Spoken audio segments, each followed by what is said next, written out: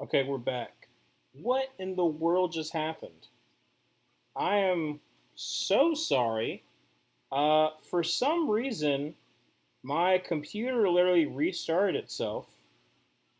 I'm hoping that people can be able to get back on. I literally do not know what just happened. Let me try to get everything back to normal. Like literally, what in the world just happened? I don't. I legitimately do not know what happened.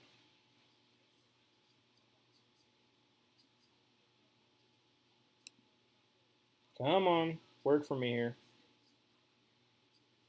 Yeah, like I said, I don't know what happened. It literally just like I was announcing, and then I look over, and then it's like, "Hey, we're restarting," and I'm like, "Why?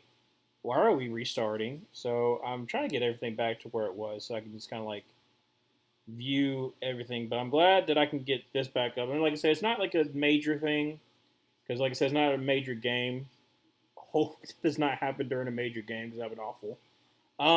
So back to what I was talking about, the streaming schedule. If I can get this to work, maybe fine. So I don't know where I ended up, but I didn't get that far.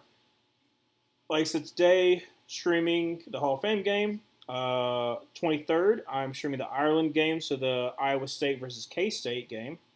Um, and then what is that? No, okay, we're still good. I don't know what that was. Um, and then August 28th, because I'm going on a beach trip for Labor Day weekend, so I'm not going to be able to stream any of those games. I'm streaming August 28th, which is the Central Arkansas versus Mizzou game. Yeah, I know it's Central Arkansas, so more than likely Mizzou will blow them out. But they do have a player called Caden Green, who was a guard for Missouri last year, who I'm excited about. So I'm interested to see how he improves. And obviously he's going against a good. He's going against a terrible team, so he should be able to blow them out. Um, I'm not the super duper high on Mizzou, but like I'm intrigued by if Eli Drinkowitz can have, another good season after having back to back 10. I think they had 10 win season, or at least 9 win season. I know 2 years ago they had 10 win season. Like I said, Labor Day weekend off, and then September 3rd. So usually when I'm predicting the whole entire season, I have like a very long video. And I decided that this time, obviously, I've already had like my predictions since like May. So I'm actually going to stream like the predicting. So like not only will everyone in the chat be able to like comment on when I talk about it, because of a problem, just ignore it, bud. Ignore it. Okay. Um. So so that people can comment, they can kind of see like my thought process of like when I, you know, throughout the season, why am I making some of these predictions, or how do I see this thing going down. So going to be streaming that one. So it's still technically like a long form video, but it's not me spending countless time just like uh, editing, trying to get everything right. Um, Streaming the Cowboys versus Eagles, streaming the Chargers versus Chiefs. The 6th, I'm going to be off because I have to go. I have to go, but I'm going to go to a wedding, so super duper psyched for that. And then the 7th, I'm planning on doing Bucks at Falcons, Texans at Rams, Ravens at Bills, and then the Monday night game. Goodness gracious, stop telling me stuff. I get it. I get it that they quit. My computer keeps on saying, "Hey, did you know that your app quit randomly?" Yes, I know. It's frustrating that it happened. Um. Anyway, and then Vikings at Bears, that Monday night game. Obviously, like I said, every single Thursday and Monday night, I'm gonna be streaming unless it's like a holiday. Like I said, like Thanksgiving time, Christmas time, not gonna be doing that because I'll be with family. Um, on Friday the 12th, I'll be streaming the Colorado at Houston game. Excited about that. I'm very interested to see if Connor Wigman can um, come back because he was at Texas A&M. Had a really bad year last year, and then Marcel Reed comes in, kind of revitalizes them. Then he moves on. Now he's at Houston, so it'll be interesting to see how Connor Wigman goes. 13th, USA versus Auburn, South Alabama versus Auburn. I'm going to try to stream every single Auburn game that I can. One, because like I said, my rule is if I'm going to watch the game, I'm going to stream the game. The other thing, too, is it is a struggle being an Auburn fan. And you know what? People might as well see how it truly is like to be an Auburn fan. It's fun sometimes, other times it's awful. Um, and so, like I said, I'm really hoping for a good season. I don't know if I could take another dumpster fire season, but gonna watch that game.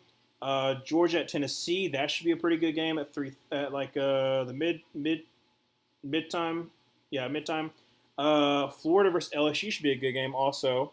I was going to be like, what happened? Good to see you back. Yeah, sorry about that, Dobie. For some odd reason, my computer just like, hey, we're going to randomly restart. So I don't know what happened, but I kind of already kind of gone through um, some of this schedule, like half of September. Basically, just know I'm still streaming every single Thursday and Monday. I'm doing the Iowa State K State game. I'm streaming on Fridays in September, not in October, because October I want to spend more of the time focused on bigger videos that I'll talk about a little bit later.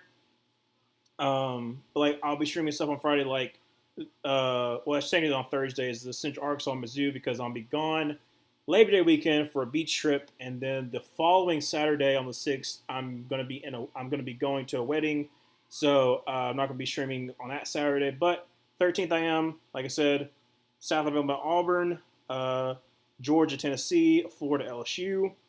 The 14th, I am not going to be streaming the Cowboys Giants game. I refuse to stream that game. So whatever game is going to come on CBS, I'm going to be streaming that one.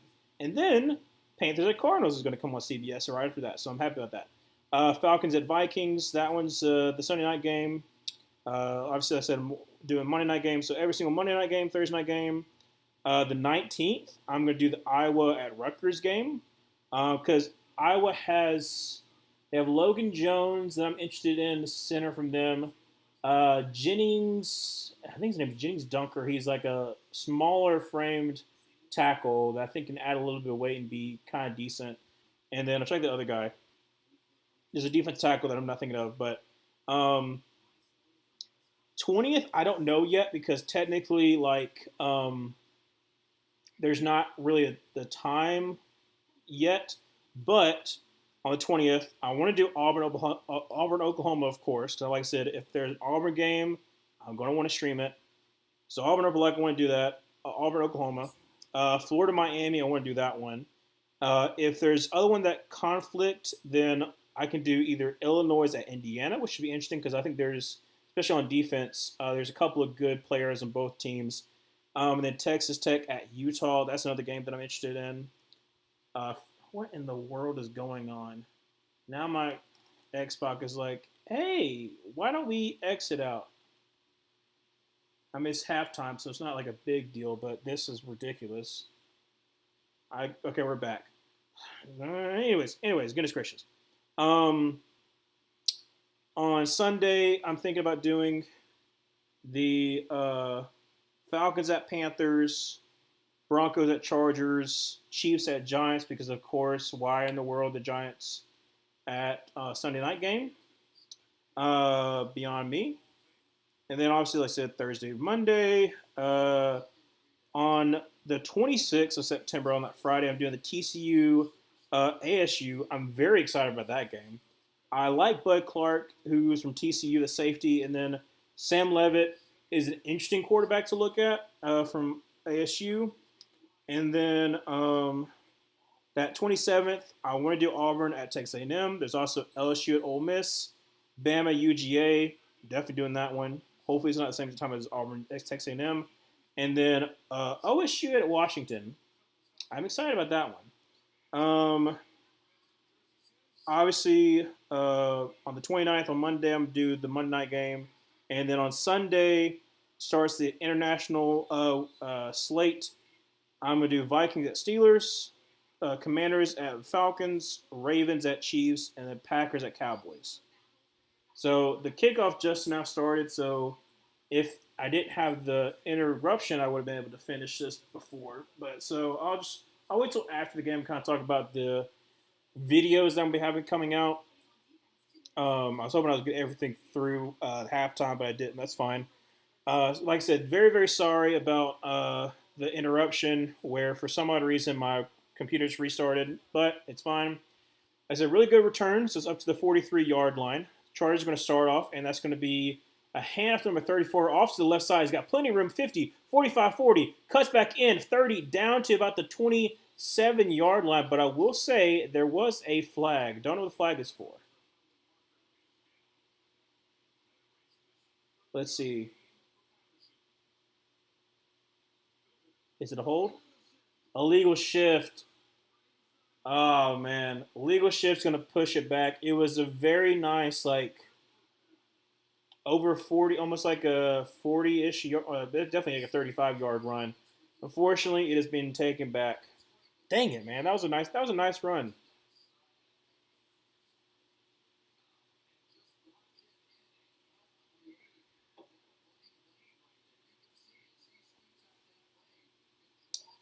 Dang.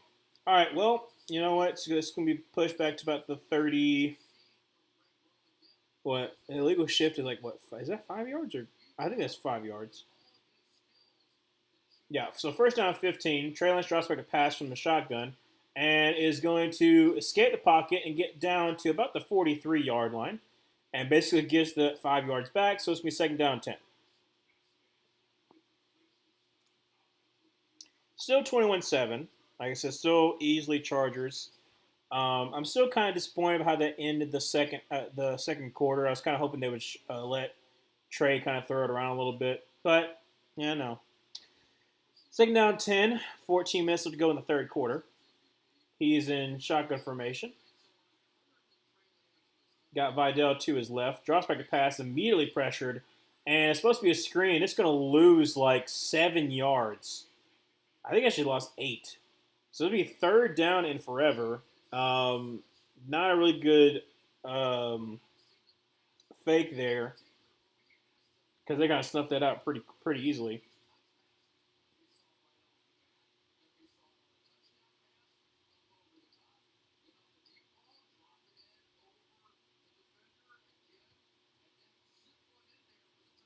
All right, so third down and 17 from the about 35 and a half yard line. Trey Lance drops back a pass. He's got plenty of time. He's going to kind of just dump it over. Gets to the 45 and down to about the 48. Is that Jarrett Patterson? It says Patterson. Which one is this? I don't know. Maybe I missed it in the previous vid. How do you feel about the T-Mac draft pick for Carolina? Okay. So it wasn't that I wasn't high on T-Mac. I just saw him as a Z receiver, which is not a bad thing. Like I said, T. Higgins is a Z, but he's a really good Z. So in my mind, I was initially mad about it because I thought we were going to go defense, but I'm happy with their overall draft. So I like the T-Mac pick. It gives us something that we don't have already in the roster, which is a big body wide receiver that has, oh my gosh, what are you doing? That has yak ability. Oh my word. The punt returner tried to catch it out here. Why are you trying to catch it out here? And he fumbled the ball, and now the Chargers are on like the 5 yard line. Anyways, I'm excited about the T-Mac pick because, like I said, I think he's a really great wide receiver. I think a lot of people were trying to make him into a Mike Evans, which he definitely is not. He's more of a I'm trying to think of the best. I'm trying to think of the best way to kind of describe it. He's a big body receiver that still has like those kind of components of like being a jump ball, but his main strength is his yak ability. He's really good at finding space and after the catch. So I'm really excited about that. I think overall, like obviously our wide receiver group is probably the best one I've seen as being a Panthers fan, which is not really saying much because we never had an amazing wide receiver group. We had amazing wide receivers, like obviously had Steve Smith, but then like you couple that with like Brandon LaFell or like that's another one that I'm thinking of. Brandon LaFell always the first one come to mind. Because after Steve Smith left, and it was really bad wide receiver rooms after Steve Smith left. You had Kevin Benjamin, Kelvin Benjamin, uh, Devin Funchess. That was mainly like your first guys, and that's just it's the 2017 wide receiver draft class. The wide receiver room will always be forever the absolute worst wide receiver room we've ever had. Even worse than 2 years ago. I will still stand by that. The 2017 wide receiver room was worse than 2 years ago, and we just had Adam Thielen, and that was it. But I'm excited about it. I'm really excited about it. I think I don't really know exactly how they're going to be setting it up, but in my mind, I still want to have Xavier Leggett as the X because I think he does a lot better off the line, and that's one of the things I'm kind of concerned about with T Mac is like those first 4 yards. A little jump ball by Trey Lance, and that is out of the back of the end zone. Incomplete, fourth and goal. Um, but I think if Bryce wanted him, Bryce has worked with him, then that's where like I got a little more comfort. I was feeling we were still gonna. I feel we were gonna go edge rusher.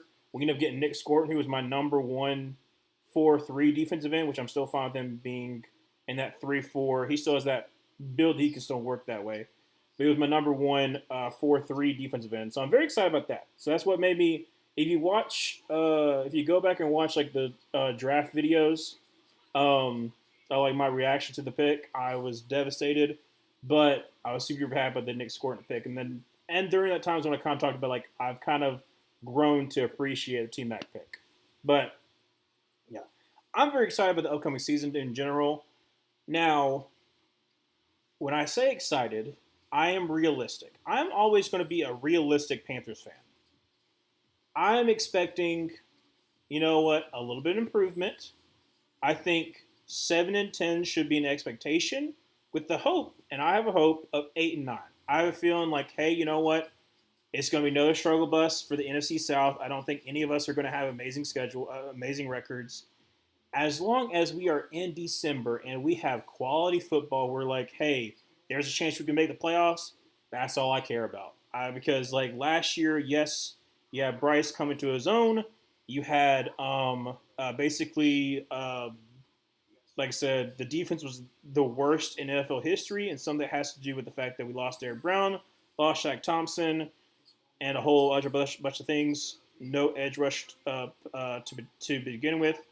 I'm not gonna put all on Israel Evero because I think he's a good defense coordinator, but we just were not good on defense at all as far as like having the depth to combat the injuries that we did have. But I think defense should be better, not like astronomically better, but like hopefully like 25th. That's really hard for me to say because Panthers used to have really good defenses, and now we've kind of like fallen to the wayside. But anyways. I'm excited for us. I think Bryce is going to carry over, but I'm still not expecting too much. There are some Panthers fans, and it happens every single year. It happens in every single fan base. But there are some Panthers fans that are getting way too hyped that I'm like, hey, pump the brakes a little bit. And some of it is not helped by the fact that some of the people in the bigger Panther media are like, why are we saying that we should be only 8-9? We should be like having higher goals. Okay, what has shown in the last 7 years that we can be above 500? If I'm going to be honest, the closest we had was that run where basically we just relied on the run game, had some pretty bad opponents, and it was a terrible NFC South that year.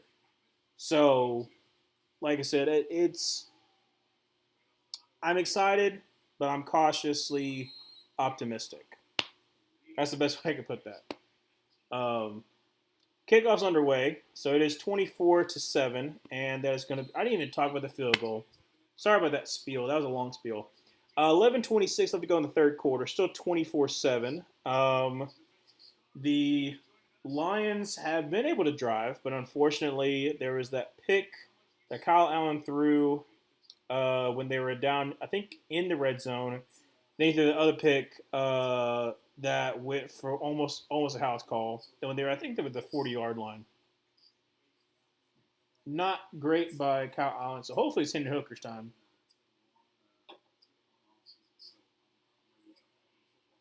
They're talking Aiden Hutchinson, and I'm like I said, Aiden Hutchinson obviously he's kind of projecting a little bit, but he didn't get hurt, and he continued a little bit on. Yeah, Hendon Hooker.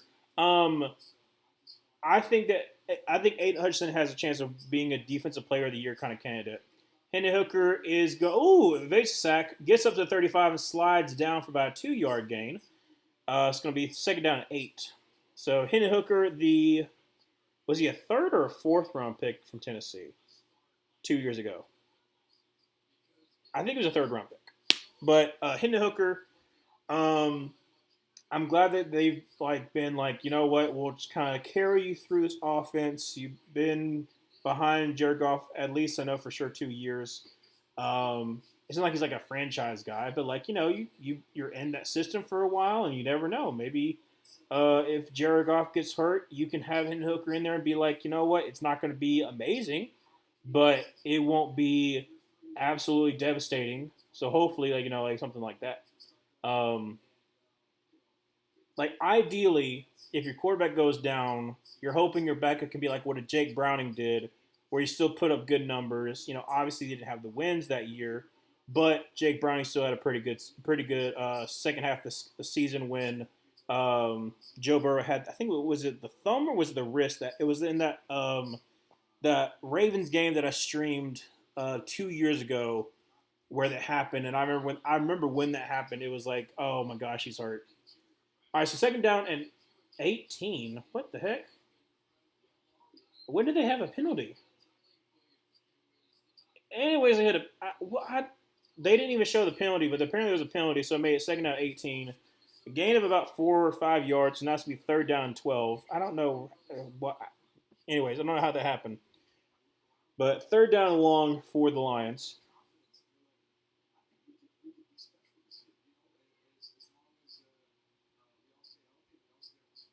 All right, third down 14 from the 31-yard line. Shotgun formation for Hendon Hooker. He's going to drop back to pass. He's got plenty of time. Throws across the middle, and it's going to be almost picked off. There was like nobody there. I'm trying to see if somebody fell. 10 minutes left to go in the third quarter. Fourth and 14, so I'm going to punt the ball away. But who was he trying to throw to? They're not showing it. They're not showing with the play, but that's fine. Literally, there was like three charged defenders around and no Lions player. So I have no. I'm glad he's thrown across the middle, but there was nobody there besides the opponent.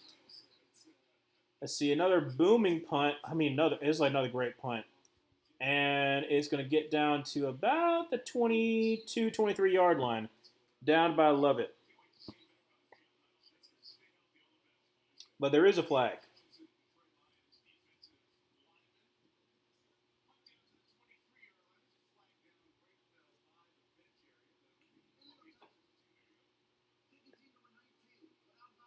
Oh, legal touching. Yep. All right, so then it'll be at the 28-ish yard line. The 5 yard penalty after that legal touching. Um, Basically went out of bounds and then on his own to kind of avoid the blocking, and then got back in the play. Um, I'm trying to think. There's something else I'm going to say.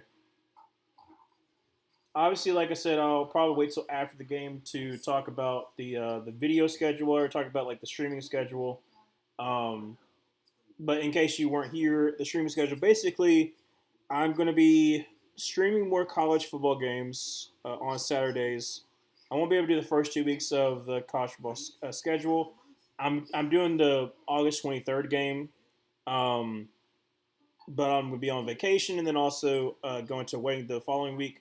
But we started streaming all day on Saturday as well as on Sunday. Um, in September, I'm doing Friday games because one, it'll give me more opportunity to actually watch like the Pac-12 and whatnot that I won't have opportunity outside of that. And then NFL. I stream every single Thursday or Monday unless it's like a holiday. Um, and then um, they're showing the weapons trailer. I've seen that a couple times. I'm kind of off. I've seen that a couple times. I don't really know what that's about. It says based on a true story, whatever. But streaming wise, like I said, that's pretty much what I kind of went through and like went through all the games that I'm be streaming. Um, I don't know. I know I have like an idea for the rest of the football season of like what games going to schedule. I'm going to stream, especially for college, but I just don't know because I don't know the times yet. So some of the stuff is kind of up in the air, but for the most part, I know what I'm going to be streaming. Um, and then I have an idea of what I want to do as far as like releasing videos, but I'm a little concerned that I'm not going to have the time. That's the only thing I'm kind of concerned about. But obviously, school comes like my work comes first, and then um, uh, and the channel. Cautiously optimistic is how I think most fans are, but I really need to be for the Falcons. I want to give them the benefit of the doubt, but we need to get it done this year. Because of the fact that you don't have your first round pick, yes. If you're a Falcons fan, you need to be trying to win this division so that you can guarantee you're only giving up the 18th pick. Ooh! Oh my gosh! Oh my word! 31 for the Chargers. Like, so still don't know your name. I'm very sorry, but he's a small scat back running back. Tried to run over and got absolutely just decimated by number 27 and number 47. Kelly and Turner. Second down and 3 from the 35-yard line. Trey Lance is in. He's got 31 to his right. Going to be another handoff, and he is going to get close, but he's going to be just short. It's going to be third and inches. We can't stay complicit. We need to make some noise and stop wasting our high-end talent like JB3, AJ Terrell. Yep, they're getting older and more expensive. Yeah, no, AJ Terrell is like, if he was on that 2018, he's around the same age as Dexter Lawrence and Christian Wilkins. So he's like, what, 28, 29? So he's like about to hit that, like, that 30 where you're hoping that like he can still stay like really, really good. Our formation going to hand off to the fullback, and that is going to get the first down. Well, barely if it is. No, it's a good spot. He's got the first down. So first down 10 for the Chargers. Yeah, if you're the Falcons, you like I said, you're in a way more desperate mood than we are. Because, like I said, you don't have your first round pick. You are hoping that the final 3 games where Michael Penix showed some promise, but I think there are some Falcons fans that's like, oh, it's a guarantee. And I'm like, meh. Like I said, I still like Michael Penix, but I think that there, like I said, in every single fan base, there's people who are very, very optimistic and almost too much. But you desperately need to try to win this division. So like you can make sure like your first round pick is like no less technically than 18. Well, yes, 19th. Sorry about that. Because if not, like I said, I think the Rams are going to be good. If they have 2 first-round picks, especially if like a quarterback starts falling, I can see them trying to make a push to try to secure the successor for Matthew Stafford. Anyways, 7:15 left to go in the third quarter, 24-7. I saw some other messages. I'm going to talk about that after the schedule. After this play, rollout and a throw and nice catch by number 28, and is that Rivers? I can't tell who that is. Anyways, first down. What team do you hate more, the Saints or the Crimson Tide? Ooh. Honestly, I hate the Falcons more than I hate the Saints. And of the college teams, because a lot of my friends are Alabama fans, I would probably say Alabama. I was talking a little more after this play. First down 10 for the 46-yard line. I formation will be hand off to number 28, who gets up to the 40 and down to about the 38-yard line. Nice run there for number 28. Second down and about 2. But yeah, it's because I live in Alabama big Auburn fan, living in like grew up in a city that was very very much divided, Alabama or Auburn. You had to be either of the two. Graduated from Auburn too. We never beat Alabama when I was there. Never beat Georgia to begin with either. Too. That's a whole other spiel. Um, and like the Saints used to be like early on in my fandom. I used to hate them more because I also had a friend like one of my good friends. He was like a Saints fan because like his I'm pretty sure it was his uncle or definitely a cousin played for the Saints, and I just but it over time it became the Falcons just because like I was close enough there. I also had friends who were Falcons fans, and then pretty much just like for most of my fandom, because Cam was our quarterback, him being from Atlanta, there were a lot of there were a lot of instances like I'm going to do a video talking about like the worst losses of my fandom as a Panthers fan, and three of them are Atlanta Falcons games. Vidal is going to turn the corner. He's going to get the first down. Nice gain up to about the 26-yard line. So great run there. But yeah, I would say definitely Alabama more than the Saints. Floor 8-9 expectation, 10-7 ceiling 11-6. I think that's fair. Honestly, that's fair. Like I said, I think 11-6 is a little bit high, but 10-7 based upon your schedule. If you don't, I'll say this: if you're the Falcons and you don't come off like really really like slow, like I think that is probably going to happen, you have a stretch that's like later on in the season where there's a good chance that you could go on a little bit of a run, like a 5-game win streak. And if you like come out of like week 6 and you're like 3-3, I think 10-7 is reasonable enough. I have y'all going 9-8, so I'm like, yeah, that's reasonable. Um, I'm high on Penix as any good Falcons should be. So I definitely think Penix will be good more than likely than not. I agree. Like I said, Penix, I think, he's so young. Well, he's not really young, but he's young in NFL terms. Let's talk about that after this play. First down attempt from the 12-yard line. Trey Lance is going to be as a keeper, rolls out to the right, and is going to get up to about the 7-yard line. So nice gain of about 4 or 5 yards there. But Penix,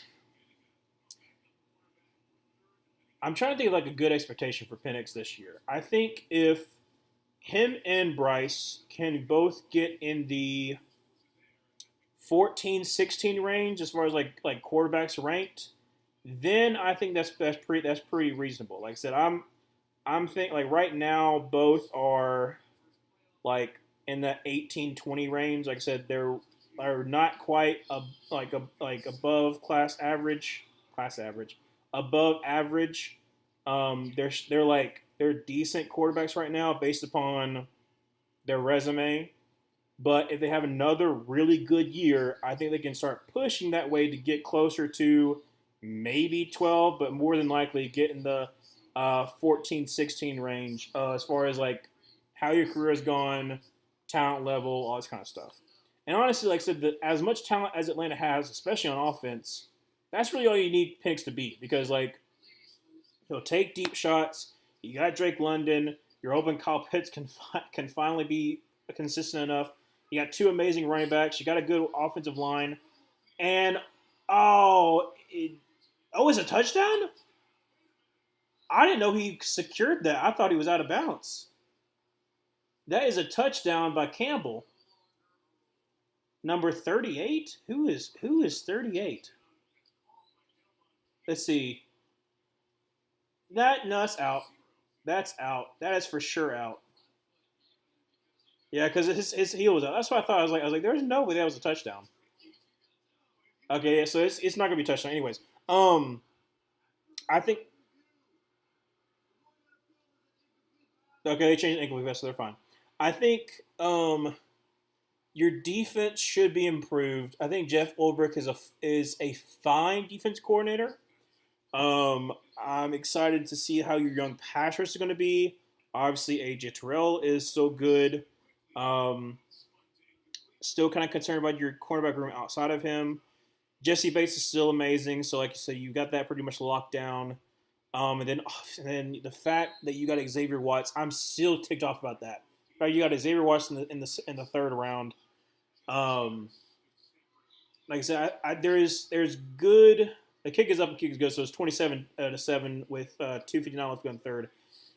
I think Atlanta is in a good spot to win the division, but it's really just going to come down to, is Michael Penix going to be the guy? He's shown that he could be decent enough, but it's not like he's like taking over a game or he's like uh, put you like basically like he carried you into almost a win. Like Bryce almost carried us into several wins, but we instead because our defense was so terrible at the very end of the game, Patrick Mahomes rolls out and he gets into field goal range. Um, we fumbled the ball against the Buccaneers. We almost win that game. Xavier Legette drops the pass when we almost beat the Eagles. Like I said, he drove down the field. Same as I think he did against Auburn, which that's another one too. 98 yards almost to help you win the game. And so I'm trying to be realistic. I think that it will come down to like week 17, week 18 for NFC South, NFC East, um, and then I think I'm really excited to see how the NFC West is going to go. I think that one's going to be very competitive. NFC East is going to be very competitive, and then NFC South is going to be competitive just because of the fact that we're just not very good teams. And it's honesty. So we're not very good teams. We're decent teams, or I think we're decent. I think we're going to be decent teams. And the Buccaneers has been shown to be like, yeah, we're decent, but that's not really saying much when it's the NFC South. Let's see. Penix is going to have 26 touchdowns, 13 interceptions. Actually, that's not a bad stat. If you're doing 3450 over a 17 uh, game period, that's a little bit over 200 because 17 times 200 is 3400. So like a little over 200. That's not it's not amazing, but that's like I said, that's what I'm thinking. Like if you're able to get in that 14-16 range where you're pretty decent, the 2-1 is reasonable. 13 interceptions is a little bit high, but like I said, it's like being like a reasonable quarterback. And honestly, if Kirk, I don't want to blame him because obviously he wants to play as much as he possibly can, but like after that Saints game, and where you go on that little run of him just throwing interceptions and not even throwing a touchdown, like I said, you could have had a better year last year. So, and you improved, but like I said, you have a little bit of a tougher schedule. So, I've been watching enough training camp clips to know I'm ready to be hurt by Kyle Pitts again. Look, I'm just to let you know this: you can be hurt by Kyle Pitts again, but hear me. Let me show you this. Do not do fantasy with Kyle Pitts. You can be high on him as a fan, but don't fall for it again. If he's there in like the seventh round, sure, but I already know somebody in my fantasy football league is probably going to take him high because they just can't quit him.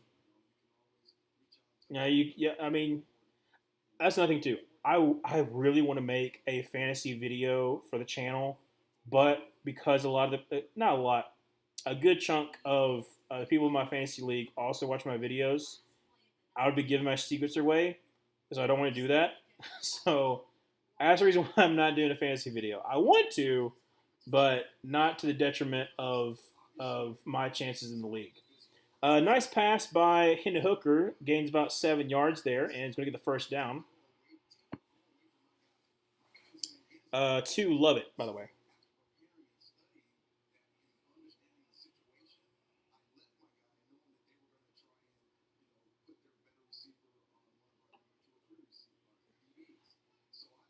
All right, so first down and 10 from the 32-yard line. And the hooker on center. It's going to be a handoff to 42. Going to get about 6 yards there. Second down to 4 for Small. Who is that? That is. You know what? I'm just not going to even do it. That's fine. For some reason, like I said, my computer is. It's an old laptop, so it's understand. It's understandable that the problem's going to be happening. I'm gonna try to save enough money that I can try to get one in November, December. Handoff to Small once again, and is going to get the first down and just carry guys for about 7 yards. Nice job by Small there. It's going to be first down 10 about the 44-ish yard line. Um, I will warn, don't do Kyle Pitts, and I want to say, obviously, don't do George Pickens, because I think it's a little bit hit and miss, but also because he's the number two. But I think it's kind of obvious. But there are still some people who are going to kind of fall for that. Handoff, and he's going to get about a yard or so, maybe two. What would you say if hypothetically I did draft Kyle Pitts asking for a friend? I would say, like I said, if he's there in like the 7th round, it makes sense. That means you got 6 other potential players that you can be more reliant on. It's just if your plan is okay, Kyle Pitts, he's our tight end. We're in a Zach Robinson-led offense. We're hoping we can use more tight ends. And this is like Kyle Pitts is pretty much his last year, or he's going to be gone. So you're hoping that this is the breakout year. But I'm telling you, I've never fallen for this trap because, like I said, more often than not, people would always take him before I even thought about taking him. There are other people that you can draft around the same exact time, tight ends, that are more guaranteed to get you the points that you're going to want from Kyle Pitts. That's what I'm trying to say. He has potential, love him to death, but I'm just warning you. You better make sure that your first couple of picks, if you're trying to take Kyle Pitts, are definitely going to boom and not just like bust every couple of weeks. Let's see here. Just tell the director, yeah. Director, I'm trying to remember. I remember when you subscribed. I'm trying to remember. Was that? I'm trying to remember when you showed up, when you came to the stream. I can't remember for the life of me. I'm really bad about that, but I'm glad you're here. Director, I'm trying to remember you. I think you've told me before, but what are you a fan of? Are you a fan of the Saints, or are you a fan of another team? I'm trying to remember that. I feel like you've told me before, but I can't remember. Um, like I said, obviously Panthers. I'm a Panthers fan, Auburn fan, slightly fan of the Lions and Ravens since I became an NFL fan. Um, in case you don't know, I've said it a couple times, but um, when I wanted to become an NFL fan, none of my family were NFL fans. I didn't have like a previous thing, but Auburn just won the national championship. Cam Newton, like I said, obviously led the team, and so it was Cam for the Panthers, Nick Fairley for the Lions, and also I like the feel of the Lions, and then the Ravens for Josh Bynes, who was the middle linebacker for the Auburn Tigers, and went undrafted, but like had a pretty decent career for an undrafted guy for the Ravens. Ultimately went with the Panthers because, like I said, my whole thing was like I saw Cam Newton take my favorite football team, the Auburn Tigers, to the national championship, one national championship. Can you imagine if he took my team to a Super Bowl? And he did. We didn't win, but it was still a thrilling. It was a thrilling ride nonetheless. And honestly, like you can't take that year away from me because like that was my freshman year of high school. Like I said, it was me and another guy. We're the only Panthers fans, and we got to rub it in the faces of all the Atlanta Falcons fans and the Saints fans, and also a lot of like bandwagon fans, like there's Patriots fans and Seahawks fans. Um, but that was an amazing year, absolutely amazing year. Third down and three, and Hooker drops by the pass, and is airmailing it, and it's going to be incomplete. Try to get number 80. It's gonna be incomplete. Fourth down and three. Um, yeah, I like I said, I'm going. I'll talk about it after the game. About like the upcoming videos, but I am reliving some of the past trauma for my two favorite teams, and where the previous week I will talk about the best wins like in my lifetime of like my lifetime as an Auburn fan, and then my fandom of as a Carolina Panthers fan, and then the week after that I'll be talking about the worst losses. And I like having to go through that list was hard.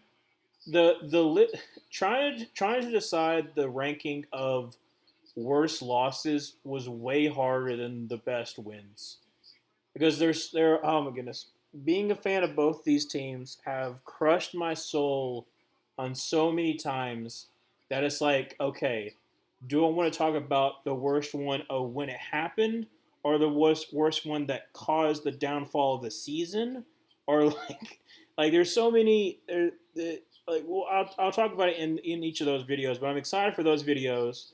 I think they'll do well because people like misery for some odd reason. But also because like as an Auburn fan, a lot of the stuff that I have seen is a lot of toxic Auburn fans, and I'm not afraid to admit there are a lot of toxic Auburn fans, and some of the stuff that we get crapped on about, we absolutely deserve because I was an Auburn student when we had Bo Nix, and I know exactly how the student body was feeling about Bo Nix, and they mistreated him. They were like, we want Robbie, all this kind of stuff, or TJ Finley, and that's a whole other can of worms um, that I went down memory lane when I was coming up through those videos. So we absolutely are toxic, and I'm not afraid to admit it.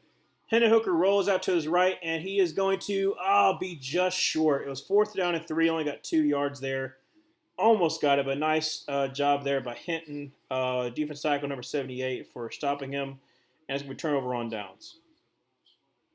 Do you like any other sports? I'm not so like I like them, but I'm not like huge fans. So for baseball, like I said, I was always a because I was like I said, I grew up in Alabama. Obviously, it's Braves country. I'm not a huge Braves fan. My dad was, but I'm not like a huge baseball fan. But I grew up going to like Montgomery Biscuits game.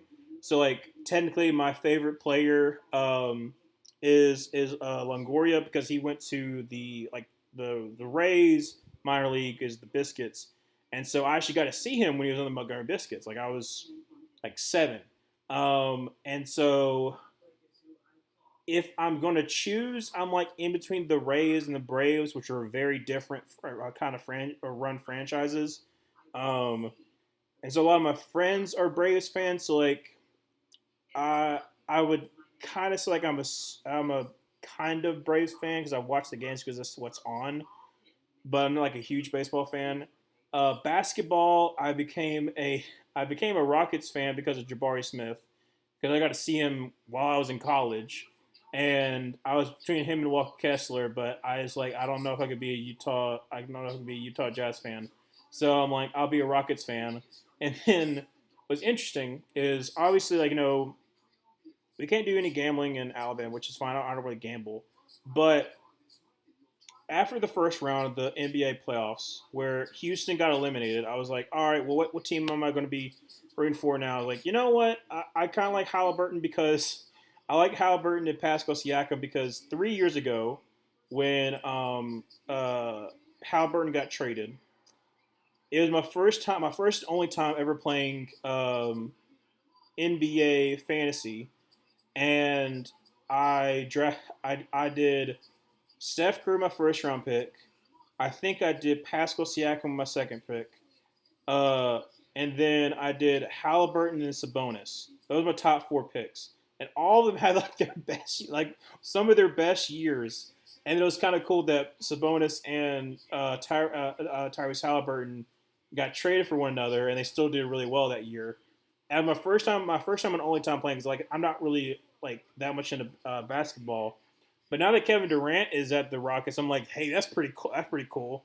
So I mean, I'm not like I said. I mainly follow basketball because like my friends follow basketball because like my freshman year was the LeBron comeback against the Warriors. Like that was like all that we talked about. So like I watch basketball mainly just like for playoffs. I don't really have like a team, but if I did have a team, it'd be the Houston Rockets. Um, and then like hockey, I like minor league hockey. Um, because I've never been to a NHL game, so that's pretty much it. Misery can bring success on the bright side. That's what launched Tom Gross's career. A reaction vid of the 2014 NFC Championship game. Exactly. Um, my my launch happened because for a very long time I wanted to create a channel. Back in like 2018, I had an idea for like doing like the basement series, which is what I started with, because I was like, you know what? Not a lot of people talk about these bad teams because like this was like during the really bad years for the Browns and whatnot, and I want to make something, but I was a senior in high school, and I was like, nah, I was like, I don't really know what I'm doing, so I don't really want to make a video, but I have like the idea brewing since then. Then going through college and all that kind of stuff, a lot of stuff happened, personal stuff, and I was like, I'm not gonna start it then. And then when Tom did his 30 for 30, it really was like, I was like, this is like an amazing thing that he created. Like I had watched Tom Grossi since his video talk about his divorce, which is kind of a crazy thing that like that was the first that I'd seen his videos before, but I didn't start following him until after that video when he talked about it because I was like, he's being very vulnerable and he's like talking about his life, but like um, I watched like his things before, and then that season he was about to do the NFC, he was doing NFC and AFC South, and I was like, well, let me just watch him, and like so since then I've been watching his videos nonstop, and then like I was like, I've talked about the basement, and like I can make this into like a video and like create my own characters, and then when the scripted thing came out, obviously like Tom Grossi did the how if the NFL was scripted, and I was like, this is a perfect like thing for me of like if I had them in a house and like the whole thing is like Goodell scripts the season, so like he's the script writer. And then if I'm a self insert of like I'm trying to keep everything together as like a producer, I can make that work. And then I was like, well, when I want to start it, and I was like, you know what, I'll just start at the beginning of the season, and because I got the motivation from Tom Grossi's 30 for 30. Also, someone I respected in Shannon Sharp. I was very upset about the way that he was covering like Victor Wembanyama because he was like the young guy, and he's like all these young people and all this kind of stuff. And I'm like, this is messed up the way that like people are treating like young people like we don't know any better or like treating us differently. And I'm a young guy. I kind of know where these guys are coming from. So I'm this. I was the same as like age as a lot of the people who were getting drafted. So I was like, all right, let me. I can give like a younger perspective than like a guy who hasn't played since like early since basically these people were born. And I'm not just trying to disrespect Shannon Sharp because like I said he's the main reason why I watched him scan Shannon and Skip because I hate Skip with a passion. But that's one of the motivation. And then also Panthers were getting a brand new quarterback at Bryce Young, and I was like, how awesome would that be to start off my basically start off my channel at the same time we start off a new chapter of our organization. So those are the three main factors of why I started the channel. And I love, like I said, I loved every minute of it. I've got to pour into all like the different characters. The streaming's been awesome. Excited to see how this season goes as well. So yeah, I kind of went on a little bit of a spiel there. I'm sorry about that. W said, I love football, baseball, and basketball. I'm Bears, Cubs, and Bulls fan, obviously being from Chicago. Was an Arizona Coyotes fan, but they gone. Yep. How about you, a director, asking about the fans? Yeah.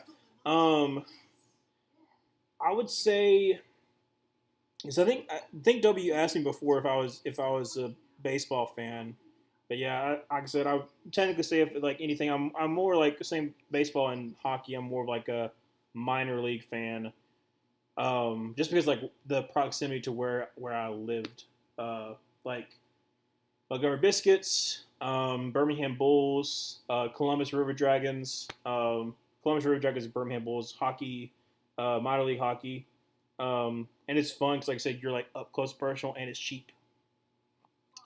I almost went to a Nashville Predators game when I went to Nashville one time, but then the pipes burst in the stadium, so they had to cancel, so they had to cancel the game. So I was not able to go to my first ever NHL game. But Zoe, I like football and baseball.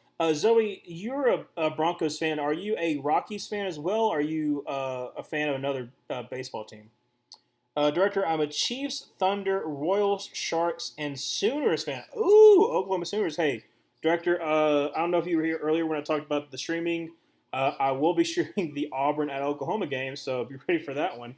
Um, I think Oklahoma should have a pretty good year. I'm obviously excited for John Mateer. John Mateer is a great addition. Jaden Ott, if he can get back to where he was 2 seasons ago, he was really good for Cal 2 seasons ago, and then last year he gets hurt.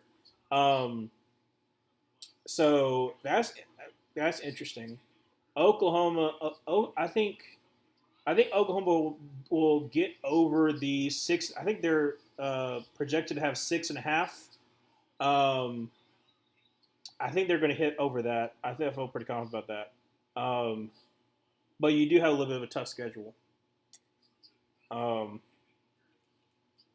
I'm trying to remember. I've watched a couple like the SEC Network, and like Chris Doering is very, very high in Oklahoma. I think a little bit too high. Um, uh, but you must be really happy about the Thunder, though. Thunder had an amazing year. Second down and 2 from the 28-yard line. Hendon Hooker hands the ball off to number 48, and he is going to get the first down. First down to him at the 30-yard line. Broncos or Red Sox. Okay, for the minor leagues, I like the Isotopes. Where are the Isotopes? I don't, like I said, the minor league, I only know the Southern minor league because, like I said, you have the Montgomery Biscuits, what's the one in Mississippi? The Mississippi is like the fish one. You got in Huntsville. You got the Trash Pandas, and then I think it's either Columbus Lookouts or it's the Chattanooga Lookouts. It's been a while since I've been to a minor league game. And then what's the other ones? There's some other ones around in the South. But yeah, there's the one in Mississippi. It's the one for the Braves. I think is the one. It's like the Genoa something. I think it's like a fish. It's like I said. I want to go back to Montgomery Biscuits game. I just got to find the time. Second down 6, 27-7. Like I said, Charge going to win this game, but from the 35-yard line, it'll be handoff, and that gets like a yard. I don't think even they gave him that. They're from Albuquerque, New Mexico. Okay, nice. The Albuquerque Isotopes. That's kind of a fun name. What's the mascot? Because like the Montgomery Biscuits has an anteater, which is his name is Mo, and I remember a Dan Gonzalez video where they talked about the mascots and they were all confused by Mo. Because when they were like, "Why is it called Montgomery biscuits?" Well, I don't even remember why it's called Montgomery biscuits. But the fact that it's an anteater, I was never scared. But I was never scared of Mo. I do remember that. I was never scared of Mo. I know some kids that were, um, but because the Huntsville one that's the Trash Pandas, that one I think is relatively new. I've been by the stadium because I have some friends there from Huntsville. I haven't been to one of those games though, but it seems kind of cool. I think it's like the Toyota is like their field or something like that. Punt is away. Jack Fox has had a very busy night, and so it's going to be first down 10 at probably like the 30 something yard line. But yeah, I grew up, like I said, grew up going to Montgomery Business game, and then as more recently, the minor league's been like minor league hockey, like Birmingham Bulls. For a little while, they were going to be like the Cahaba Valley, like Viper or something like that, and they were like, "Nah, let's not change it." But they were about to change it, and a lot of people were upset because they've been the Birmingham Bulls since like the '90s. Um, and then Columbus River Dragons, they won the like the championship like 2 years ago, which was nice. Um, First down 10, sorry, from the 28 yard line, tosses it out to 31, who is going to get about 8 yards. Pretty nice. Second down and 2. Um, the mascot is an alien named Orbit. Oh, that's why it sounds familiar. Okay, that was alien named Orbit. That one of those was the mascots they were also talking about. I can't. I can't remember who was with Danny Gonzalez on that video, but yeah, that checks out. Um, Dobie, we could have been rivals in hockey, the director, but they took that from me. I actually picked the team because of my Native American heritage, and their logo was from the 90s that brought back in the end. To be fair, it would have been arbitrary since I'm not a big hockey guy. That's fair. Like I said, I want to get into hockey, but because I'm so into football, and that's where some of my money goes. I haven't. I'm not close enough to a national hockey league team, so like I'm more closer to like minor league. So that's why like my focus is minor league because like Alabama doesn't have a major league. We got the Birmingham Stallions, and we got like other minor league stuff, but we don't have any um, national like like any pro sports, which kind of stinks, but that's fine. It's gonna be up a nice caught pass by I think that's is that Rice? That's right. That's Jerry Rice's son. Gets the first down. Nice gain of about 13 yards there. DJ Ualongale. I keep on mispronouncing his name. I'm really sorry about that, DJ. Former Clemson slash Oregon State slash Florida State quarterback is starting now for the Chargers. 7:33 left to go in the fourth quarter. Still 27-7. See if the Chargers can add on a little bit more. And I formation. DJ going to hand the ball off to 28, who's going to spin out of a tackle and is going to run over another guy and gets about 8 yards. Whoever 28 is he? Oh, it's Haskins. That makes sense. That makes sense. He runs him over. Um,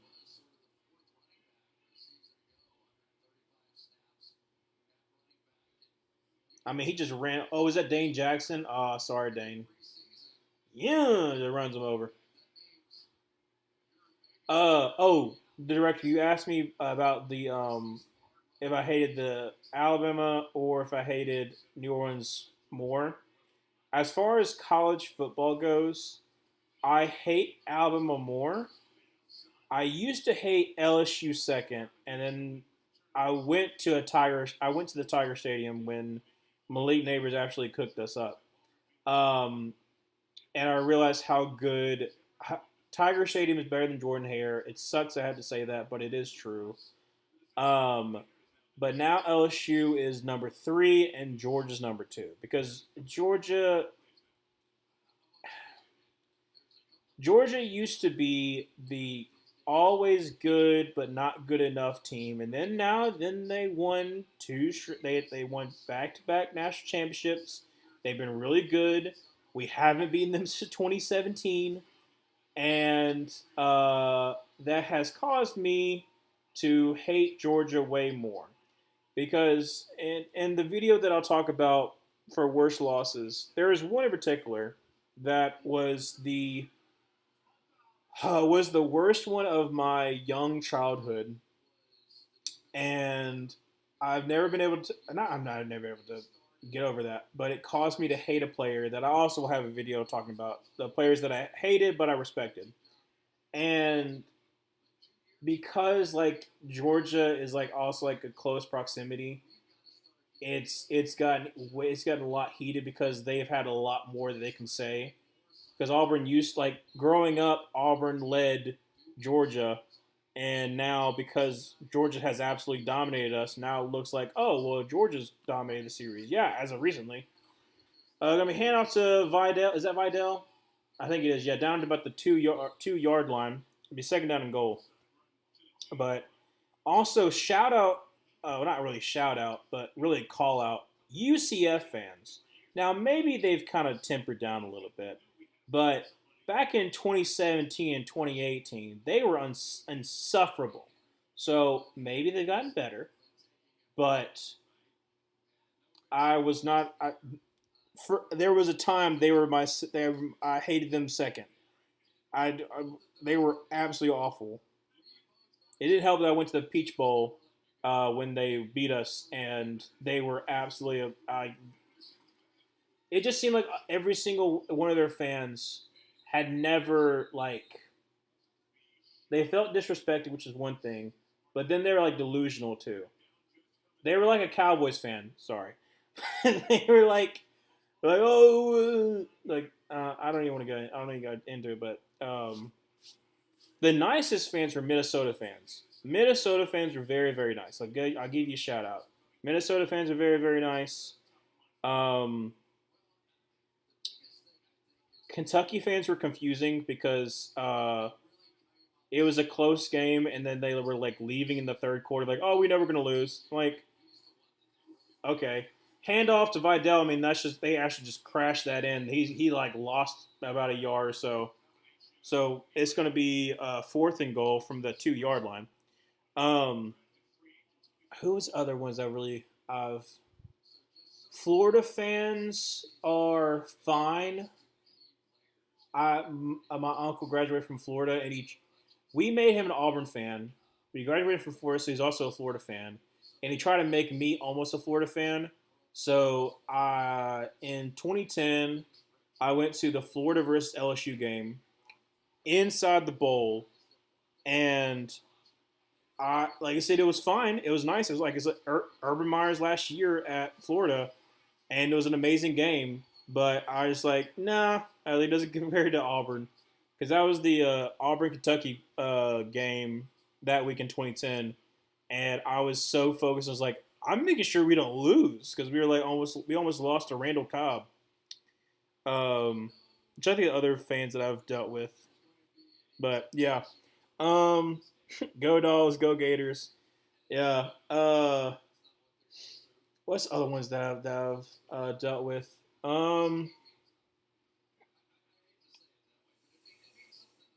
That's the main ones that I've kind of dealt with. Um, Also, I'll say this another thing about Kentucky fans. I don't want to say all of them, but it was not very welcoming like tailgate. Like LSU was a welcoming tailgate. Kentucky, they're just mad that you were there.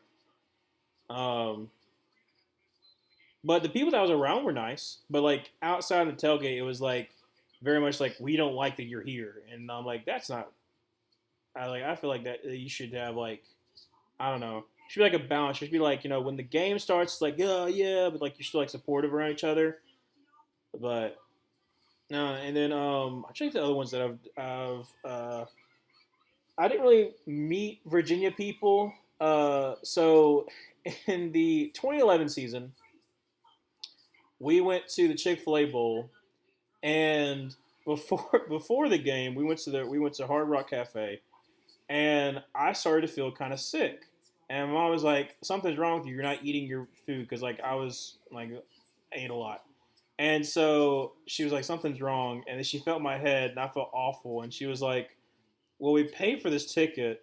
Are you okay if we still go? Because I kind of want to take you back to the hotel room." And I was like, "Yeah, I'll be fine." So like I'm like suffering through through a bowl game. I'm just like I feel awful, but I'm like I want to be there to watch Auburn football. And we end up winning the game, but I don't remember a single thing about the game. I don't remember a single thing about the New Year's celebration. I just remember my dad got like he was like as soon as we get done with the game, he went to Walgreens to get me some medicine, and then I was just sitting there just like feeling awful while they're like toasting like brand new year 2012. So like I don't really remember against Virginia fans, but I do remember just feeling awful for that game. Um, what's some other ones? I'm trying to think of other fans that I've dealt with, but that's pretty much it. But yeah, no, that's yeah. I was, which is another thing that's kind of crazy is that outside of that Chick-fil-A bowl where I was sick, every single bowl game that I've been to, we've lost. So I'm just not going to. I'm not going to any bowl games, and like if Auburn goes to one, I'm gonna try not to, because like I'm not superstitious. I'm a little stitious. The fact that every single bowl game that I've been to, we've lost. Oklahoma fans. That's one that I've dealt with. So um, at the Sugar Bowl, it wasn't bad, but it was interesting to say the least. Because in the 2016 Sugar Bowl, this was the year where Baker was in his first year there before the 2017 when they make it all the way to the Rose Bowl. But the 2016 year was when a certain running back named Joe Mixon got into some legal trouble. And the thought was that he wouldn't play the bowl game. Well, he did play the bowl game, and a lot of Auburn fans were very upset about that. And so then a lot of Oklahoma fans were trying to defend their team, and so there was a little bit of hostility in that Sugar Bowl. Oklahoma ended up absolutely blowing the brakes off us because our one we had a good defense, but our quarterback situation was absolutely horrible. But I remember that game because I was around a lot of Auburn fans, and I don't really join into that kind of gesture, but they're basically booing and saying a lot of toxic things for a good reason because of what Joe Mixon did. I won't go into more detail. You can obviously look it up, um, but it was a little bit of a bad situation. But speaking of Oklahoma, but they were still good fans. They were still good fans. And that's going to be a tackle for loss. Henry Hooker tried to go out on a little bit of rollout. And it'll be third down and about 8. 2:50 left to go in the fourth quarter. 34-7. I'm trying to think if there's anybody else.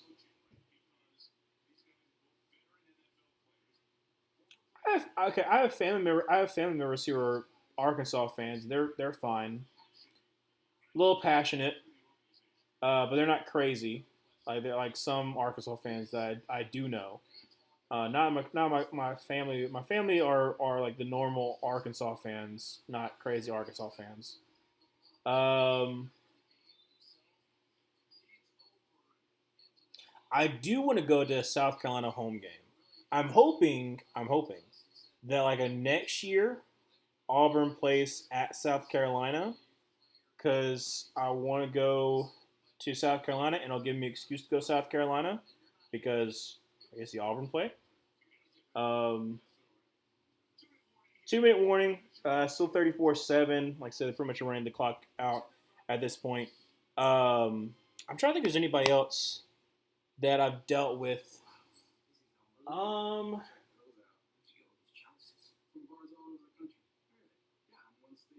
mm, I don't know.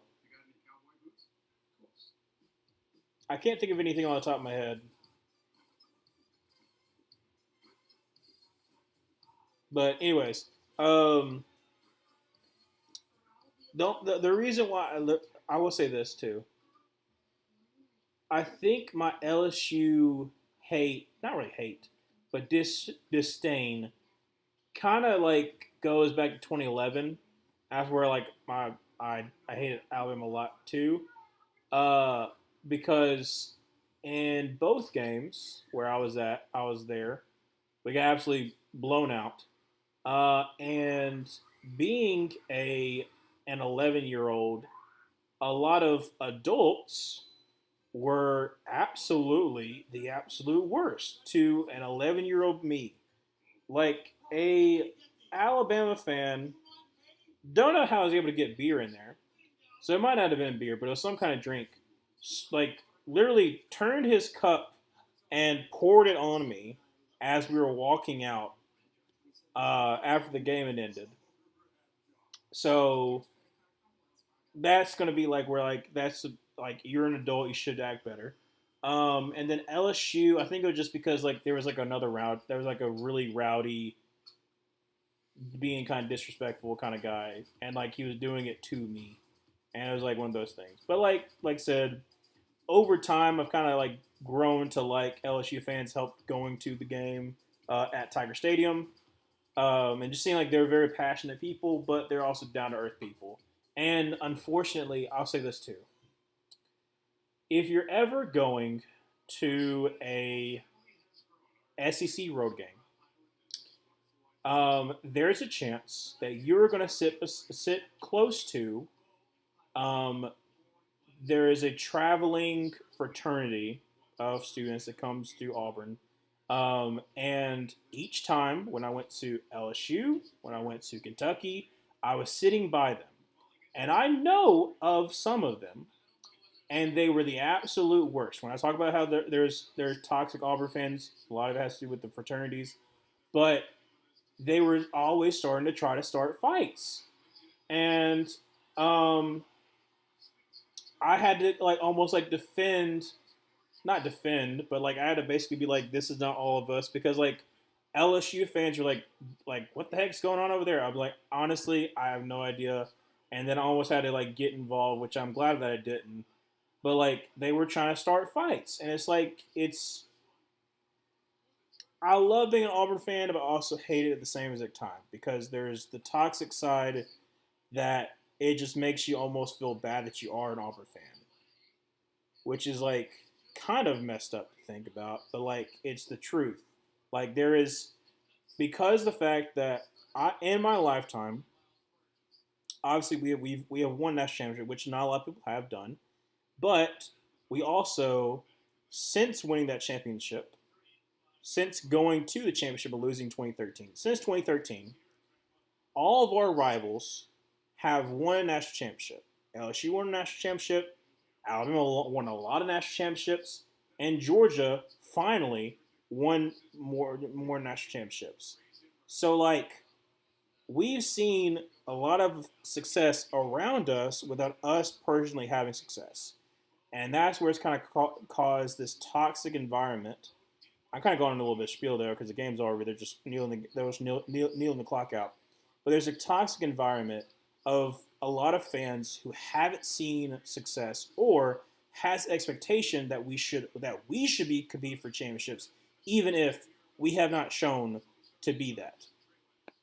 And so when there's a slight like we're not doing good, it's always like this is the worst. This is doom and gloom, and there's never ever able to see any positive, any kind of positives, like at all. If it's not championship, it didn't matter. And it's like we're not at that point. We are not Alabama. We are not Georgia right now. Like if we have a 9-win season this year, I'll be super duper stoked. But there are some Auburn fans that would be like, we didn't win 10 games. We didn't go to the college football playoff. This is a disappointment. And like you can say it's a little bit disappointing, but it's way better than anything that I've experienced the last 5 years. I was at Auburn the legit worst stretch that we've had since like the 40s. So like I I would be fine with an 8-4 regular season and then a bowl game. I'm not going to be super duper stoked but it's way better than what we've had for many, many years. I went a little bit spiel about Auburn football, but going through and ranking the worst losses has kind of made me looking back and like it's been a while since like we've had a really amazing win. And, like during my time at college, there was only really one win that I could say was like this was a great win, and that's it. I was at Auburn for 5 years as I changed my career. So that frat low key sounds like football hooligans in Europe. I bet it's a very similar. Like they get drunk, they don't know how to hold their liquor, and entitled. That's the worst. That's the worst person you can be around. Someone who can't hold their liquor, who's entitled, and is very insecure about themselves. I kind of, like I said, kind of holding people into like a certain little box, but it fits. Um, but yeah, like I said, I like going to SEC stadiums. Going to the Vanderbilt game, so I'm not going to be streaming that Saturday. Um, I'm hoping I'll be able to stream that Sunday. I might have to wait till like Sunday night. But like I said, going to that game, so Vanderbilt just redid their stadium. I'm hoping that Auburn does not go 0-3 against Diego Pavia because that would be disappointing. Um, and like I said, I like Nashville. Nashville is another good place. Obviously, now the game's over, I can kind of talk about the upcoming schedule that I have, like as far as like videos. Um, Next year, after so like this year, I'll do the NFC South like trip videos that I'll do, and then on next year I'll do AFC South. Um, so that'll be something for next year. But in case you were wondering, for the upcoming videos, I'm gonna try to get out by Friday, though it might not be until late that night, so I might just wait until Saturday morning. The Penthouse Road to the Super Bowl because I'm trying to think as far as like timing wise, like I'll be in meetings and all this kind of stuff, and I'm like I obviously need to focus on that first because like I said, job comes first. Then like I said, I can do channel, and I want to keep that separate as well. But I'm gonna try to get it out by Friday. But more than likely, the way that I'm kind of looking at it right now, probably won't come out until Saturday, which is still fine. And then a quick turnaround, and because I won't probably get it out until Saturday, they'll push the uh, off-season Survivor episodes. So that will be my initial plan. Was try to do Sunday and Wednesday. We basically do like videos, so it'll go in that order. So it might like kind of bump things down a little bit, but I should be able to keep. I should be able to keep up, especially because I'm not going to be streaming. So after I get done with work, as soon as I get home, then I can focus on that. Because like I said, I'll keep everything separate. I'll grade everything when I'm at school, all this kind of stuff, so I can make sure that there is no chance of me conflicting, work and personal. Because I want to make sure I have a healthy balance in that. But I plan on having technically 2 episodes of what I was originally planning that kind of pushed back a little bit, combining them into one episode. So basically, we'll have 5 episodes of NFL offseason, but they'll be combining 2 episodes into one episode. So it'll be a very long episode each Sunday. And this first week will be kind of pushed back a little bit, but it'll be, like I said, try to keep that into a schedule. Um, I've gone to sorry about that. I've gone to 2 Isotopes games, but unfortunately both were later in the season, night games, and I got ridiculously cold and ended up having to leave early both times, which was a bummer. That kind of sucks. Yeah, especially like sometimes like having to, especially if like you weren't expecting to get really really cold, and it's just, all of a sudden it's just like, is it really worth it staying? That does kind of suck. Um, that's happened to me a couple times at my government business game. Not especially not as cold as Albuquerque, New Mexico. Um, I was saying, oh yeah, sorry. So 5 episodes of off season, but basically be 2 episodes combined. Um, I've already like written the script. I just kind of like have to uh, obviously film it and then edit it. So that's the reason why it like take me a week. And then for Wednesdays, like I said, those will be until the season actually starts and we get back into Wednesdays. Be obviously like when I do basement, and then by week 13 transition into penthouse. Um, I'll talk about that a little bit later. But before then, on August the 6th, that Wednesday, I will be doing how the future 9-game SEC schedule could be.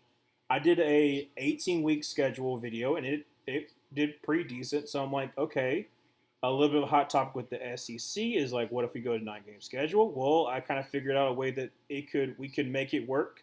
Maybe like some tinkering for like some stuff that people don't agree with, but like I feel like it will help the SEC where no one has a abhorrently hard schedule, be kind of fair, and where we're not in this stupid, I hate this back-to-back same exact opponents, because that means that, okay, whoever, if we don't have this, if like next year you don't play somebody that you played 3 years ago, then that graduating class only plays one team, like LSU for example. If Auburn does not play LSU next year, that means the graduating class of senior year will not have played LSU except for 1 year in 4 years, and that's technically one of our rivals. So that would suck. But I'll do a video of like the future 9-game schedule would look like. August 10th, episode 3 and 4 together. August 13th, that Wednesday, I'll do 10 players I hated but I respected. There are some players I thought about doing a video of players that I just hated in general, but I'm like, nah, I kind of want to get like a little spin of like I hated going against them, but I respected their game enough. So I made that list. That should be a quick, easy video for me to do. And then August 20th, 27th, you got best Auburn wins, worst Auburn wins. And then the 31st is the final 2 offseason episodes. So do that over Labor Day weekend. Might be on a Monday. Just depends on like I'll be on the beach, so I'll be trying to like get that done. September 3rd, I already talked about it before, but usually when I do my season predictions, I just do like a long form video. And in this instance, I am going to actually stream. So on the 3rd, I'm going to stream my predictions. Like I said, I've already had these predictions since about May. And I will, like I said, you'll be able to comment in the video and that kind of stuff. I think it'll be more interactive, while also kind of showing my thought process of like why I chose this. Like, why do I have this team losing to this team?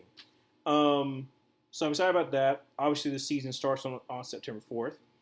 September 7th, that Saturday, not Sunday, I will do best Carolina Panthers wins. And then the 14th, I'll do the worst Carolina Panthers wins. And then starting September 10th, like I said, that is the a second. Let me get off because coverage has ended.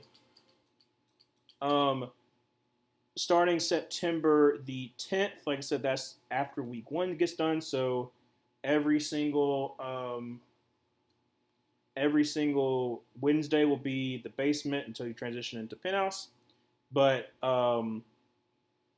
after September 14th, where I've done the best, I've done the worst Carolina Panthers wins and losses, then an idea that I've had for I could never tell like what's the way to do it, but I think I've got the avenue. I have 2 videos that are associated with one another, and where it's like kind of like getting into the beginning of the year. In September 21st, a video idea that I have is the Dolphins fan who's stuck in 1972, because there's so many Dolphins fans that are just like, only undefeated and all that kind of stuff. I'm like, I had that idea, and I'm like, I thought of a branch off from that. So I have that idea that I want to do. And then something that's associated with that is people who were so stuck on one championship year. And I'm not Catholic, so I don't really know how this, I have like a vagueness of how this works. And on September 28th, I'm gonna do NFL Champions Purgatory. Just gonna be like a one-time episode. It's not gonna be like a running series, but basically, it's gonna be the NFL teams that cannot escape purgatory until their team wins the championship. So like the Cowboys of 1996, like I said, they have been there for forever, and they're just hoping and praying they can finally win. Um, I'll have like a runoff joke about like the Cardinals of like St. Louis, because that's the last time they won a championship, and so like stuff like that. Like I have had that idea for a very long time. I was trying to think of the avenue of where I can put it, and I'm like, if I do the Dolphins fan first, I can kind of introduce that, and then it'll make sense the next week when I do like the purgatory thing. So like my main thing is like champions teams that can't move on until they win a championship. So that'll be fun to do. Um, and so that's kind of like my ideas for this upcoming schedule of going into September, from August to September. Um, so um, if y'all like had any comments like before I kind of end this, if y'all are excited for this, obviously, I talked about it before, but I'll talk about it now too. In October, because I will not be doing streaming on Fridays, so that'll give me a little more time, because I wanted to stream it. Like I said, I wanted to stream on Fridays in September, because there's going to be games that I can't really watch on Saturday, because either they're going to be way too late, or I've already been streaming a whole entire schedule worth. And so on Fridays are some Pac-12 esque, like they're Big 12, but they're like Pac-12 former Pac-12 teams. So like I'll be able to see like Utah. I'll be able to see other teams that like I normally won't be able to stream on Saturday, because there's other games I'm more excited about. So I'll be doing that on September, but I'll cut that out in October. One, that I can like save me some more time on videos, but also I don't want to stress myself out too much. I feel like if I get in the groove in August, especially like teaching all that kind of stuff, I'll be in a groove of, okay, well, by near the end of August, that's when I'll start streaming some more and get relatively back into the groove. So I'm excited about that. Like I said, October, I'll start on Sundays doing the um, uh, NFC South visit. So like I'll talk about Atlanta first. I'm thinking of doing the way I'm doing it is I'll probably do Atlanta, Charlotte, Tampa, and then New Orleans, ending off with New Orleans. And like I said, talking about what you can do in each city, because like I just absolutely love like trips. I love planning trips. Like I do that for my friends. Is like whenever we do trips, I help plan, because it's when I like to do it. I'm pretty good at doing it too. And so not only will I talk about each stadium, I'll talk about each, like what you can do around the stadium, but also like if you want to make a weekend out of it, what else can you do? So like not only will it be a football video, but also be like if I just want to go to Atlanta during like springtime, what else can I do around that time? Well, you can do several different stuff. So I'm excited about that. And then if that goes the way I think it goes, and like I like the kind of content that I'm putting out there, I'll turn into like a series. So like the next year, like I said before, next year I'll do AFC South. So I'll do Indianapolis, I'll do Nashville, I'll do Jacksonville, I'll do Houston, and just kind of go from there, because like I said, it merges in the two things that I love the most. That is football and it's traveling.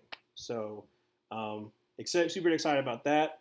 Um, like I said before, I have an idea of the streaming schedule I'm due in October, November, December, whatnot, but I won't know what games exactly until times are available. So, see, where was it? I'm looking forward to all the upcoming videos. Thanks so much, Zoe. I'm definitely looking forward to the streams. Haven't watched much college football before, but this seems like a fun way to get into it. Good, Zoe. Now, I will recommend take your time with figuring out what college football team you want to join, because every single college football team has history. And just as I've talked about Auburn football, It is a wild ride, and you will see it throughout the season because it is going to be an interesting one to say the least.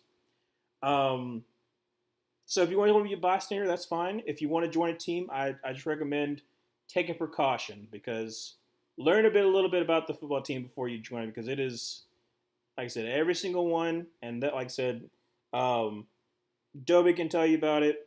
Emmanuel can tell you about it. Like I said, even technically, like I mean, Oklahoma has had a very, very interesting couple years. So the director can also tell you about it too. College football is very different from NFL, good and bad. And it's in a transitionary period too. So that's another thing too. Uh, but I'm super excited about that because, like I said at the beginning, is all the major football streamers that I do know who stream football games only really do like NFL. So I'm like, I'm a college football fan too.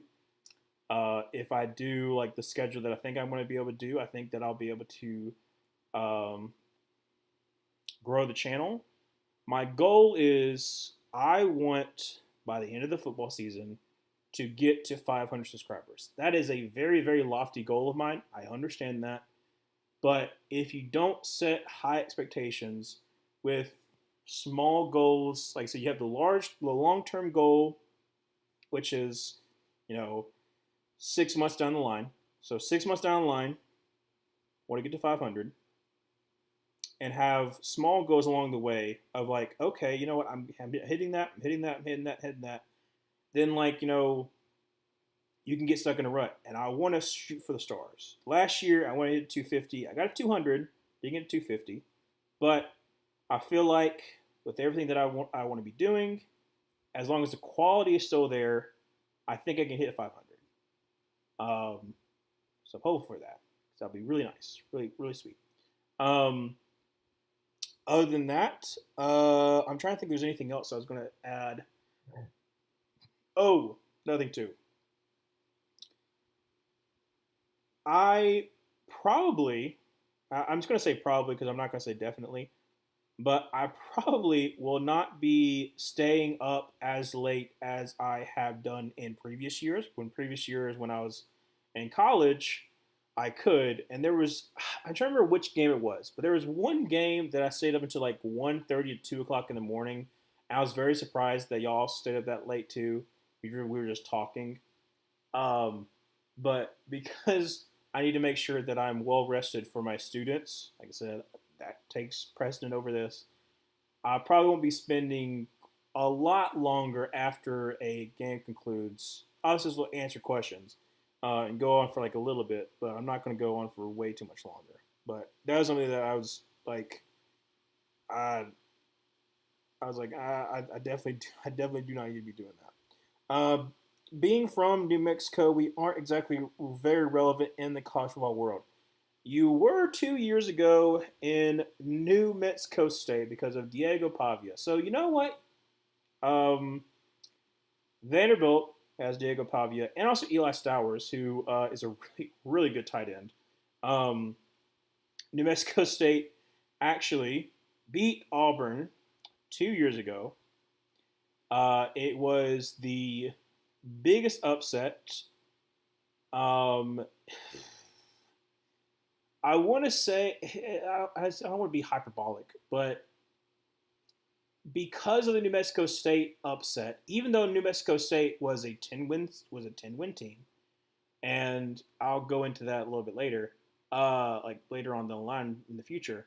Um, it was compared to the Louisiana Monroe beating of Alabama in Nick Saban's first year at Alabama. And so basically, a lot of Alabama fans want to say that um, oh, well, then it wipes us away. And then when Vanderbilt beat them last year when they were number one team, we didn't have a victory lap, but we got to be like, okay, you got beat by Vanderbilt. Even though Vanderbilt was a 6-6 team, they were decent. But anyways, yeah. Um, yeah, no, like I said, y'all had 2 years ago. New Mexico State had a 10-win season. I think you lost to Liberty in the championship game. Then you lost your bowl game, but you were 10. You're like 10-2. Your 10th win was like against us, I think. That was a whole ordeal. That game, I felt very bad going into that game because everyone was expecting us. I'm gonna do a shortened version. Everyone was expecting us to win. I knew New Mexico State was better than people were saying that they were. There was already the story that the head coach, not the head coach, the offensive coordinator for New Mexico State, had previously been either was at New Mexico State, was a different place, and was beating Hugh Freeze while he was at Liberty. And then the day of the game on the jumbotron, I don't remember which win they were saying, but they were like, "With today's win, we are passing this." And as soon as that happened, and I remember it vividly, I don't remember which win it was. Like if it was like the win in Jordan Hare Stadium or for Hugh Freeze or whatever it was. But I remember when it happened, and I was like, "Oh no!" I was starting to get that feeling, and you start to get that feeling, especially as an Auburn fan, when things are, you just know something bad is about to happen. It's almost like a sixth sense. I just know something bad is about to happen. Bama, 2021. We have Bryce Young backed up at their own 2 yard line, and I started to get this feeling of, oh no, he's going to drive down and he's going to tie up the game, and it happens. I don't want to go too much into it because like I'll go into a little bit more of the worst losses, but that is something a feeling that I have grown accustomed to having as an Auburn fan. You just know something is going to happen, whether it be amazing or it be crushing loss. It never fails. Yeah, college football seems really different than NFL, but it's football. Georgia is good right now, and I want to see a championship before the Falcons stress me out to death. That's fair. Of course, students comes first. Yes. Yeah, I was honestly surprised you stayed up till to that one time. Glad you care for your students. Well, I mean, like if you're a teacher, you should. Um, and like I said, like that's why like I try to make. I mean, even when I was in college, I'm trying to make family friendly content. Like I said, I don't cuss in my personal life either. Like I said, I don't like it. You never do, and in my opinion, I never do unless like it is an extreme thing of like if I say it, then okay, he is being very very for real. Like it's one of those things. Like I just don't do it, and that way that if people hear it, they know like okay, this is serious. Um, because if you just say it willy nilly, then it kind of just like becomes like oh, it's just something that he does. And then also like it's football, so like I'm not gonna be like I'm not gonna do anything like out there. I think the only thing that I've done, not that I've been upset about, but I call it out as I called it the Saints organization for the whole Catholic thing, where they covered up the Catholic Church's misdeeds. But that's the only thing that I technically have done that I'm like, that could get some people upset. But I'm like, it's technically the truth. So that's the only thing that I've done on this channel that people could be upset about. That I would think people could be upset about. But anyways, one of my mom's friends at New Mexico State went on to be a receiver for the Dolphins in the 70s. Really? Mexico State, Dolphins for the 70s. The only Dolphins, well, let's see. No, that would have been during Dan Marino's years. I was thinking of the Mark brothers, because the Mark Carrier and then who was the other Mark? Those were, um, those were during Dan Marino's time. I can't think of a wide receiver for the Dolphins. Obviously, the Dolphins 72 had no name defense. Auburn player was on that no name defense. And obviously no name defense. Can't think of the name. But that's really cool. Um, Actually, I lost my train of thought. But anyways, if there's anything else anybody wanted to say, I'm about to. His name was Daryl Harris. He was the guy who threw the lateral in the OG hook and ladder play. Okay. He just missed Dan Marino, I think. That makes sense. Okay, I did not know that was his name, but when you said the hook and ladder play, I can actually visualize that because that's a very famous play. Um, that's really cool. That's really cool.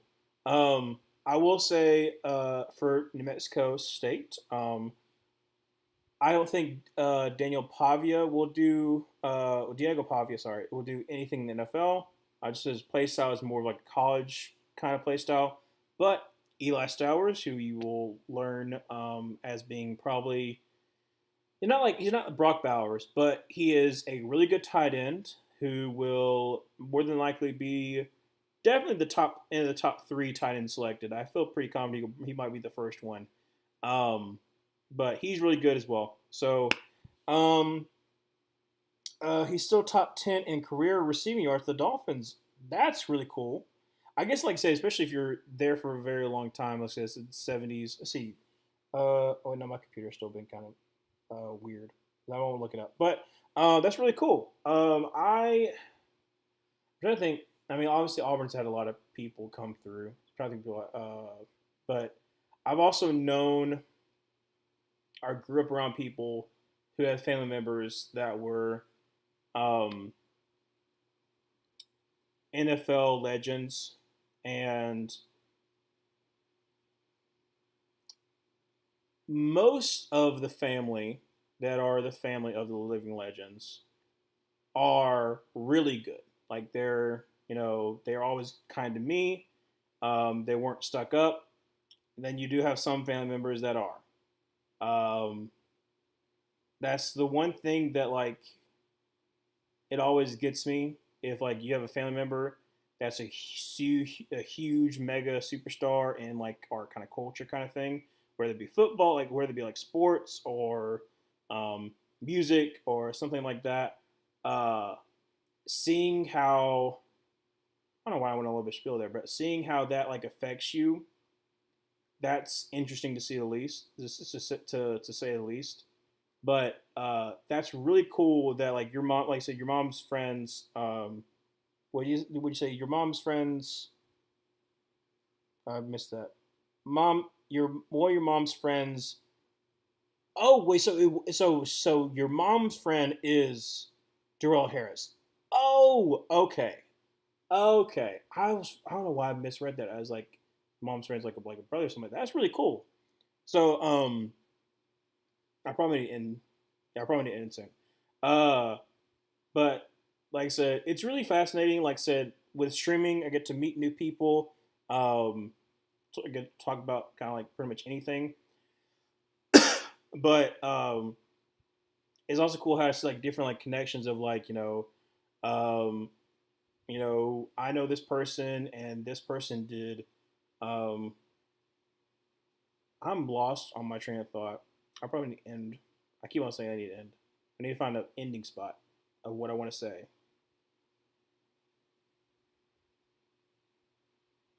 and I can't think of it. I was gonna say that it's like I said, really cool. That like so he was OG hook and ladder play. The '70s Dolphins. Speaking of the '70s Dolphins, when I just talked about the video idea, that's also kind of interesting too. I just realized that connection, so I'll end on that connection right there. They haven't talked in years, but they had art class together, and she almost dated him. LOL. That's kind of funny. That's kind of funny. Well, I think that's a good stopping point. Like I said, we connected talking about the schedule that I have with the San Antonio Dolphins with someone who was in the '70s on the Dolphins. Sorry about that. Like I said, the next stream will be the Ireland game, August the 23rd. That's Kansas State versus Iowa State, so be prepared for that. I'll have videos going out. Try to do every single Wednesday and Sunday. It might be pushed a day later, especially like if obviously, like I said, class comes first. Make sure that's done before I move on to this being personal. And like I said, really excited for this upcoming. Really excited for this upcoming season, both NFL and football, and also me teaching. So Thanks so much for joining. And like I said, I will see you.